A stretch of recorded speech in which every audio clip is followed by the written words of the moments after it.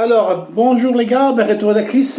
En ces nouvelles vidéos, on fait un peu le point sur les questions mercato, parce que comme vous voyez, une chose qui est pas claire, ou une négociation qu'on voit, ou qu'on a vu pendant 2 mois, par exemple avec Jou, mettons que tout rien en discussion, ça change tout. Ça change tout d'un jour à l'autre. Donc, c'est vraiment, on fait un point. Il n'y a rien de définitif. Eriksen, aujourd'hui, ça peut être une journée très importante, décisive. J'espère qu'il va l'être. Il y a une conférence d'école, aussi, une conférence cet après-midi, où même Steven Zhang et avec Marotta, ils seront présents face à Lévy, le président des Tottenham, qui veut absolument 20 millions d'euros, même s'il perd dans 8 jours le joueur. Donc c'est question des jours ou des bonus.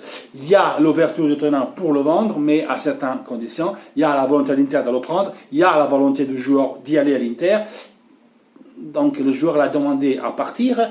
On a vu un journaliste danois dire que Eriksen déjà avait demandé, avait déjà dit ses coéquipiers de l'équipe nationale danoise qu'il voulait partir à faire notre expérience, et on ne va pas se cacher que son choix c'était le Real Madrid. Et comme il a dit son monsieur, avec le Real Madrid, avec la tête de Madrid, avec le United, ça se passait quelque chose cet été que ça a toujours bloqué la négociation, comme évidemment maintenant avec l'Inter. Donc il dit un peu la faute au procureur, je ne sais pas. Aujourd'hui l'Inter il va essayer de rajouter 2-3 millions de bonus. L'Inter est arrivé à 15 millions. Même ils ont dit 18 millions avec bonus. On essaiera d'avoir 20 millions, c'est pas moyenne. On voit vraiment qu'il n'y a pas moyen que le président il veut pas, il veut que 20 millions d'euros. Bon, on donnera 20 millions d'euros. C'est clair qu'on ne laisse pas s'échapper un joueur pour 2 millions d'euros, un joueur de l'envergure et de la classe des Eriksen.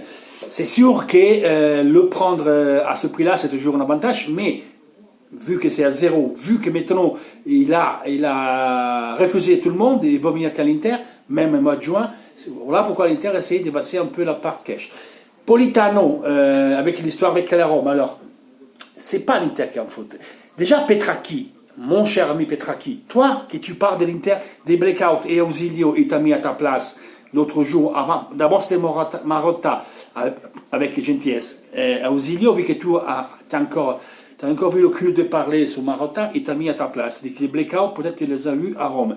Je rappelle à mon cher ami Petracchi que déjà toi, tu es susceptible d'être suspendu parce que tu es encore un dirigeant sous contrat à Torino et déjà tu traitais des joueurs pour la Roma. Déjà ça, c'est une chose que c'est illégal, c'est un conflit d'intérêt et tu mérites d'être suspendu et il y a une délibération qui va se faire et il y a une enquête dessus, donc pour ça on verra. Donc évite de parler mal de l'Inter. 2, quand tu achètes un joueur, quand le joueur il fait la visite médicale, c'est pas encore officiellement un joueur de l'équipe. C'est un joueur officiellement quand il signe. Quand il met noir sur blanc, alors c'est un joueur. Donc quand il arrive le joueur, et tu mets l'écharpe sous le cou, tu fais les photos, tant qu'il fait une visite médicale, et tu fais parler à Roma TV, ça, c'est votre problème, et c'est Depolitano qui a parlé avant. On part toujours après. Quand un joueur arrive à l'Inter et fait les visites médicales, on ne le prend pas avant que c'est officiel, faire la visite médicale. On ne le voit pas, on ne le voit pas qu'on l'échappe au cou, et quand de la presse il va l'interviewer, il dit je parle après, je fais mes visites. Voilà ce qu'il est intérêt de faire aux joueurs. Donc c'est vous que vous avez fait la cagade. Parce que combien de joueurs on a vu sauter les visites médicales, on a vu Biabiani qui était fait à Milan et il est parti de notre équipe après. Il était à Milan, il a déjà fait la photo à Casa Milan, et encore n'était pas officiel, et ça a sauté parce qu'elle a vu un problème. On a vu le joueur de l'Inter, comment s'appelle le petit joueur, qui était le Udinese, il a été bloqué pour le problème au cœur, j'en parle plus comment il s'appelle. Il avait joué contre la Rome, c'était une des super joueurs de l'Inter, et maintenant il ne joue plus. Vous voyez qu'il y a pas mal de choses. On a vu Camara qui a sauté à l'Inter pour problème du cœur. On a vu Perrine à Lisbonne, il était renvoyé par la Juve pour le problème au genou. On a vu Santon, Naples les a refusé Santon pour le problème au genou. Donc, Spinazzola, l'Inter l'a demandé des extra-tests, comme elle a été fait pour Rafinha, comme elle a été fait par Moses. Comment ça se fait que Chelsea a accepté et la Rome ne l'a pas accepté? Si vous avez rien à craindre, pourquoi vous avez dit on ne fait pas un test physique? Pourquoi vous avez dit non? C'est qu'il y a quelque chose qui ne va pas. Le joueur, il va jouer tous les matchs. Hier, il n'a pas joué, il était remplaçant. Donc, arrêtez. D'abord, le joueur, il doit passer des tests. Si on demande, et c'est des tests qu'on fait, qu'en Angleterre, c'est routine, hein. C'est ce qu'a demandé de faire l'Inter, c'est de la routine en Angleterre. Tu fais des tests comme ça avant de signer.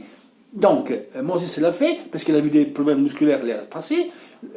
Spinazzola, mis à part le ligament, il a une truc comme ça, une liste comme ça des blessures musculaires.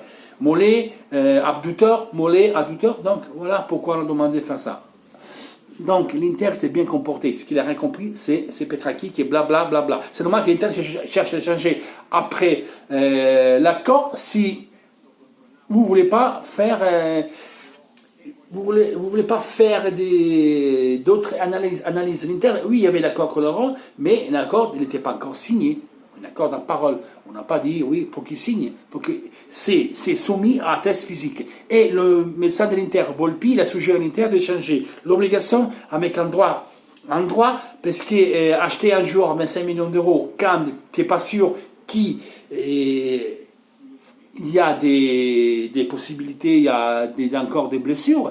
Et donc, voilà pourquoi l'Inter a demandé des ultérieurs tests. Voilà pourquoi on a dit, on met certaines présences, mais au moins des 45 minutes, pour avoir la certitude qu'il ne se blesse pas encore. Voilà, cette année, la Rome, Spinazzola a été blessé musculairement pas mal de fois. Après, la Rome, c'est pas qu'on fait leur visite médicale, c'est pas mon problème.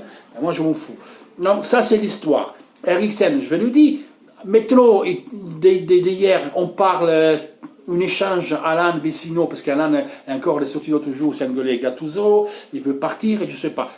Il y a qui disent que c'est pour l'été, ou que l'Inter, en parlant de Politano, il a dit qu'elle apprécie le profil du joueur, est-ce qu'on peut en parler? Napoli, on peut en parler pour l'été. Il y en a qui disent que c'est pour faire mercato, on verra. C'est des voix, c'est une chose qui peut être vraie, parce que Vecino est sorti, Alan est mécontent, peut-être qu'ils ont parlé les dirigeants. Mais tu disent que l'Inter il peut prendre Llorente.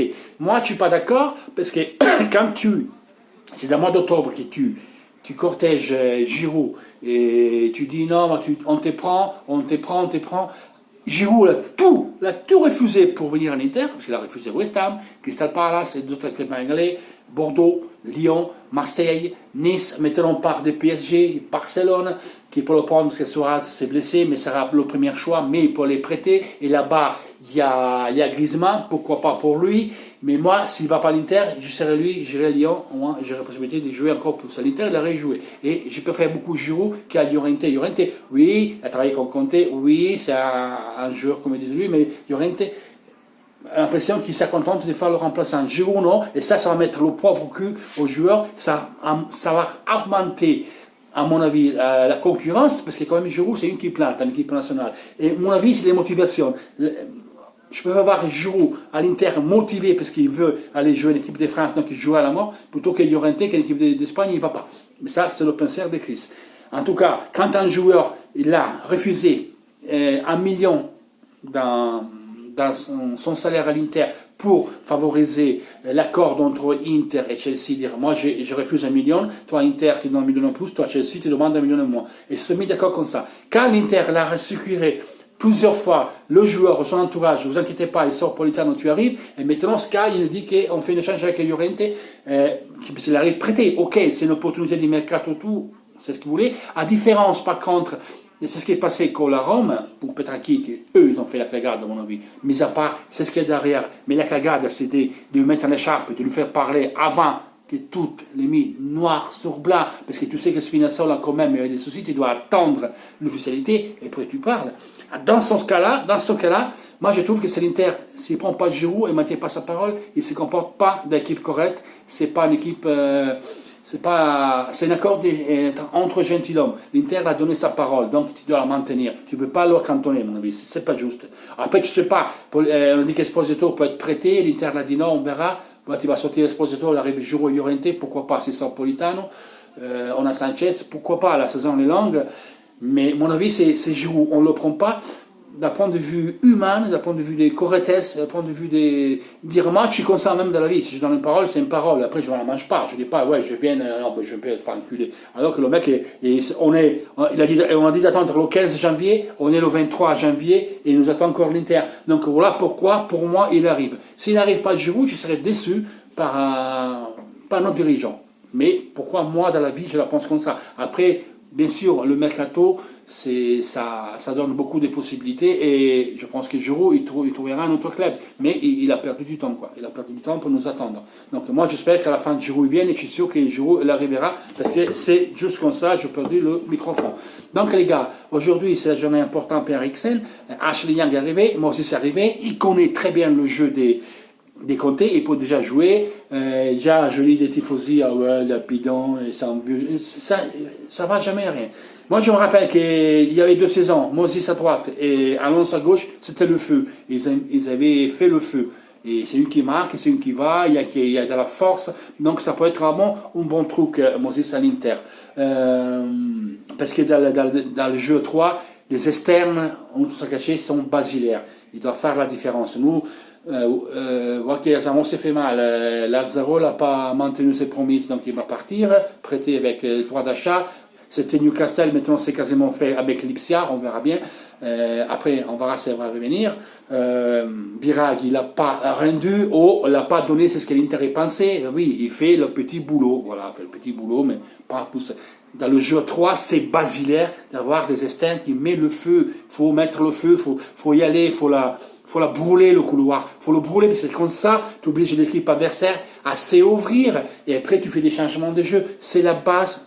Que c'est 3-4-3, 3-5-2, 3-4-2-1, c'est ce que vous voulez. C'est au 3-4-1-2, c'est la base. C'est les externes. C'est ce qu'ils font les joueurs de l'Atalanta quand ils sont bien. C'est ce qu'ils font ceux de la Lazio. C'est ce que je vais faire l'Irola de la Fiorentina. Les 2 derniers matchs, Coppa Italie, il a mis la misère à l'Atalanta sur le couloir droite. Et là, il a mis la misère au Naples. Il a fait une passe décisive, il a fait des descentes de Rezzanetti. Voilà, c'est ça qu'il faut. Après, l'Irola, il vient de Sassuolo, comme Sensi. C'est la première fois que je le vois jouer comme ça, parce qu'il a mis la Iachini à 3. Il a fait vraiment du bon boulot. Est-ce qu'il est prêt à maintenir? Donc, c'est un profil que c'est à suivre par la suite pour le monitorer, qu'est-ce qu'il va faire d'ici à fin de saison. Bientôt, on va jouer contre la Fiorentina, on verra l'Irola, l'arrière droite, à tout couloir. Regardez-le vous aussi et me dites ce que vous pensez. Par contre, je ne sais pas si c'est parce que c'est la période qu'il est en forme, je ne sais pas. Je dis, faut le voir, faut le suivre, voir ce qu'il fait. C'est un peu comme Lazzari, vraiment, c'est un truc de dingue. Hein. Il est rapide, il va vite, il attaque bien. Donc, faut le suivre pour avoir une monétisation future. Mais voilà, c'est ce que je vais faire l'Irola, il ne le fait pas à Biraghi. Candreva, il l'a fait un peu au début de saison, maintenant on l'a baissé un peu, il ne sera pas là dimanche, et Candreva, on ne peut pas le dire plus, il a fait une bonne saison, Candreva. Les derniers matchs, c'était pas terrible. Biraghi, je suis désolé, quand je lui jouais Di Marco, en Coppa Italie, bien sûr, contre le Cagliari, ça m'aurait plus d'impression. Di Marco, pour le moment, est bloqué, parce que je pense qu'on attend ce dimanche, après il partira prêter à Verona dans une tentative qui pourra inclure lui, pour inclure Sacedo. On va lui laisser une année en plus pour prendre, c'est ce que sera, à mon avis, le nouveau Skriniar. Par contre, à mon avis, il est jeune, il a 18 ans, Kumbula, l'Italo-Albanais, qui joue pour l'équipe nationale d'Albanie, il est convoqué, il a choisi de jouer pour l'Albanie, malheureusement, mais c'est italien, hein, c'est moitié-moitié. Il est très fort, il promet très bien. Après, vous savez, c'est un petit jaune, donc il faut le voir. Mais titulaire à Vérone, il marque très fort, tout le monde est dessus. L'Inter, semble-t-il, a pris l'avantage sur un profil que ça promet bien. Donc voilà quoi. Bastoni, City, Barça, l'Inter a dit non. Maintenant, on va voir ce qui se passe là. On va voir. Donc, dites-nous qu'est-ce que vous pensez. Et après, le microphone qui continue à tomber. Marron nous fou. À la prochaine, toujours Force Inter. Ciao les gars.